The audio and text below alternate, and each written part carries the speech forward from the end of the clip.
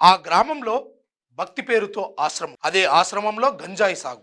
తెలంగాణలో మరో షాకింగ్ నిజం బయటపడింది. సంగారెడ్డి జిల్లాలో జరిగిన ఈ ఘటన ప్రజలను తీవ్రంగా కలిచివేసింది. పంచాగాం గ్రామంలో ఉన్న ఓ ఆశ్రమం వెనుక భాగంలో పూల మొక్కల మధ్య దాచిపెట్టి ఏకంగా 685 గంజాయి మొక్కలను సాగు చేస్తున్నట్లు ఎక్సైజ్ శాఖ అధికారులు గోప్య సమాచారం మేరకు దాడులు నిర్వహించిన అధికారులు 17 కిలోల ఎండు గంజాయి, 897 గ్రాముల గంజాయి విత్తనాలను స్వాధీనం చేసుకున్నారు. ఈ గంజాయి విలువ సుమారు 70 లక్షల రూపాయల వరకు ఉంటుందని అధికారులు అంచనా వేస్తున్నారు. ఆశ్రమాన్ని నిర్వహిస్తున్న నరసయ్య మహారాజును పోలీసులు అదుపులోకి తీసుకున్నారు.